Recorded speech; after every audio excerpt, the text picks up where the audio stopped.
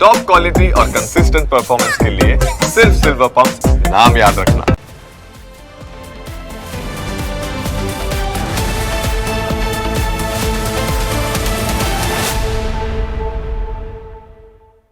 Prime 9 માં હવે સમય થયો છે વધુ એક મુદ્દા વિશે વાત કરવાનો।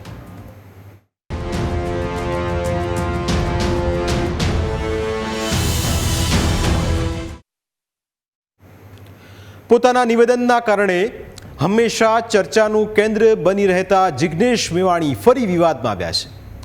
તેમણે પોલીસ માટે કરેલા વાણી વિલાસ બાદ પોલીસ પરિવારોમાં આક્રોશ ફાટી નીકળ્યો છે। પોલીસ કર્મીઓના પરિવારજનો જિગ્નેશ મેવાણી સામે આક્રોશ ઠાલવી રહ્યા છે, કારણ કે મેવાણીએ 21 નવેમ્બરના રોજ પોલીસ કર્મચારીઓના પટ્ટા ઉતારી દેવાની વાત કરી હતી, પરંતુ વાત વાવ થરાદથી એસપી કચેરી પર કરેલા વાણી વિલાસ બાદ હવે મેવાણીએ જ મોઢા પડવું પડે તેવી સ્થિતિનું નિર્માણ થયું છે। આખરે આ ઘટનામાં કેમ મેવાણી ખોટા સાબિત થયા છે તેની અમે તમને વિગતવાર વાત કરીશું, પરંતુ સૌથી પહેલાં મેવાણીનો વાયરલ થયેલો વિડીયો જોઈ લો, જેના કારણે આખો વિવાદ ઊભો થયો છે। બધા પોલીસ કર્મી મિત્રોને કહું, મને ફરિયાદ કરવા બદલ કોઈ પણ પોલીસ કર્મીએ પોતાની આંખની ભ્રમર મારા માણસ સામે ઊંચી કરવાની નથી। શું કહું છું, તું તારી બદતમીજી કેસમાં ફસાવાની વાત તો ભૂલી જજો। આંખની ભ્રમર ઊંચી કરી તો તમે છો ને હું છું, મારા જગતમાં કોઈ કામ નથી લડવા સિવાય। ભાઈ સાંભળી લો, અહીંના પોલીસ સ્ટાફમાંથી જિગ્નેશભાઈને કોણે કીધું, જિગ્નેશભાઈને કોણ લઈને આવ્યું એવું એક માણસ કહે ને તો મને કહેજો। કોણ લાવ્યું તું, કોણે બોલાયા, કોણે કીધું, આવો સવાલ એસપી કચેરીમાંથી થવો જોઈએ નહીં। બધા પોલીસ વાળા ધ્યાન રાખી લેજો, પટ્ટા તમારા છે, તમારા ઉતરશે, મારા નહીં। અને આ વડગામનો ધારાસભ્ય કહી રહ્યો છે, યાદ રાખી લેજો, હું પાછળ પડીશ એટલે છોતરા કાઢી જ નાખીશ તમારા સાહેબ।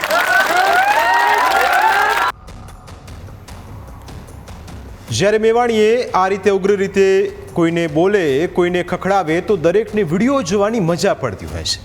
સૌ કોઈને એમ લાગતું હોય છે કે કેવા નીડર નેતા છે, જે પોલીસ સામે બોલતા પણ ખચકાતા નથી, પરંતુ તેની પાછળની વાસ્તવિકતા કંઈક જુદી જ હોય છે। આ ઘટના પાછળની વાસ્તવિકતા પણ અમે તમને બતાવીશું, પરંતુ તે પહેલાં મેવાણી સામે કેવો વિરોધ ફાટી નીકળ્યો છે તે પણ જુઓ। જિગ્નેશ મેવાણીના નિવેદન બાદ પોલીસ પરિવારોમાં ભારે રોષ ફેલાયો છે।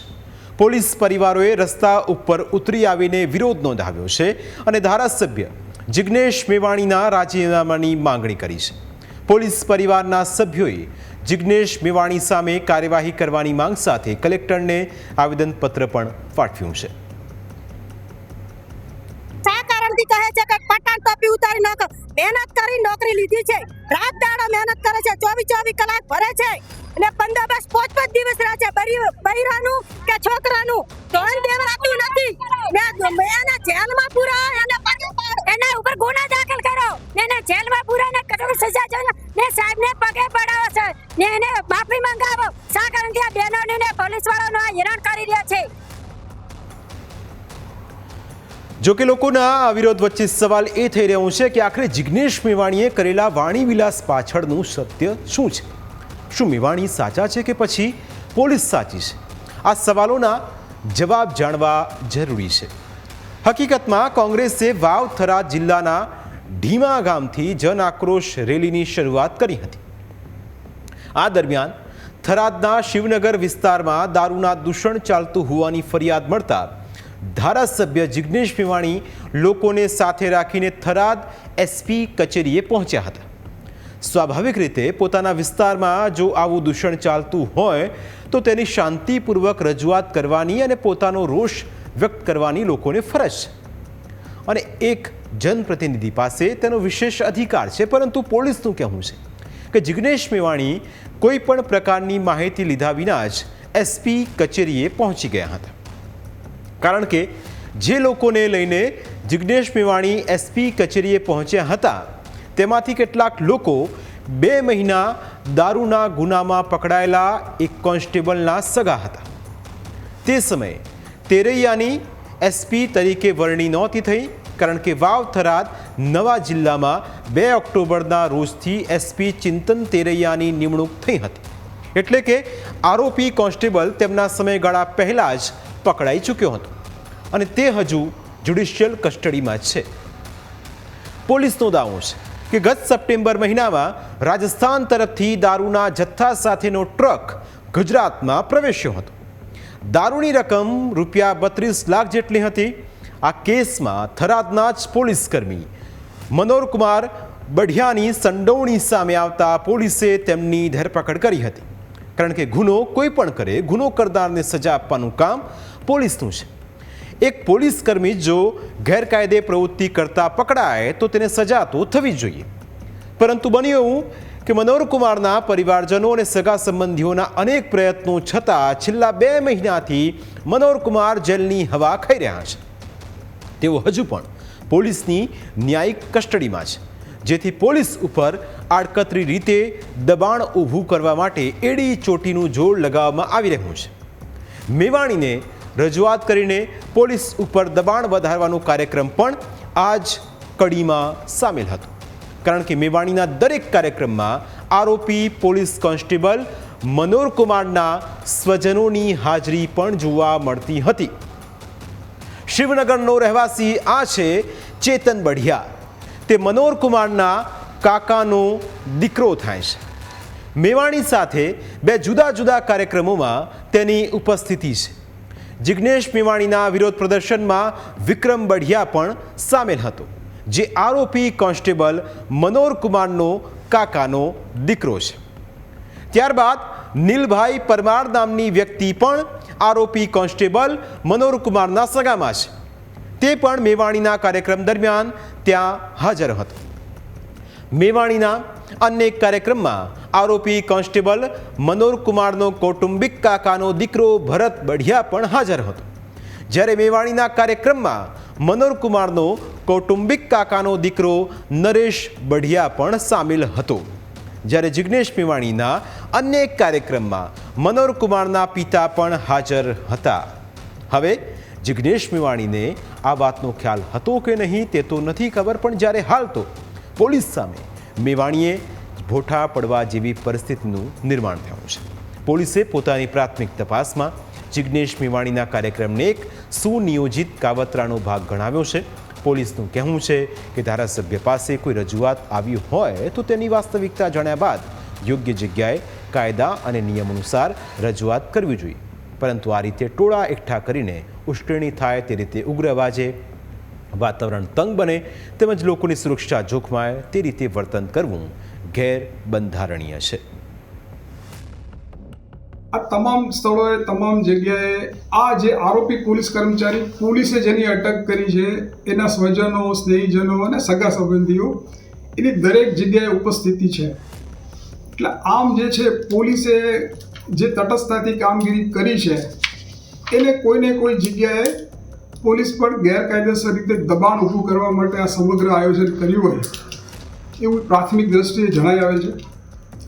બીજું, જનપ્રતિનિધિ તરીકે આપની પાસે કોઈ રજૂઆત આવે, કોઈ પ્રશ્ન આવે તો એક એમની પ્રાથમિક ફરજ છે કે બનાવની એ હકીકત મેળવી લે, શું વાસ્તવિકતા છે. એ બાદ એમણે યોગ્ય કાયદા અને નિયમો અનુસાર રજૂઆત કરવી જોઈએ. તેમ છતાં કોઈ પણ પરિસ્થિતિથી વાકેફ થયા વગર ધારાસભ્યજી ટોળા સ્વરૂપે અને કોઈ પણ પ્રકારની મંજૂરી વગર આ રીતે પોલીસ સ્ટેશન ખાતે ધરણા યોજી અને બેફામ સૂત્રોચ્ચાર કરેલો હતો, જે એક જનપ્રતિનિધિને શોભે એવું કાર્ય નહોતું. તો બીજી તરફ જે 21મી નવેમ્બરે જિગ્નેશ મેવાણીએ કરેલા વાણીવિલાસ બાદ રાજ્યના નાયબ મુખ્યમંત્રી તેમજ ગૃહમંત્રી હર્ષ સંઘવીએ પણ નામ લીધા વિના વળતો જવાબ આપ્યો. સાંભળો તેમણે શું કહ્યું હતું.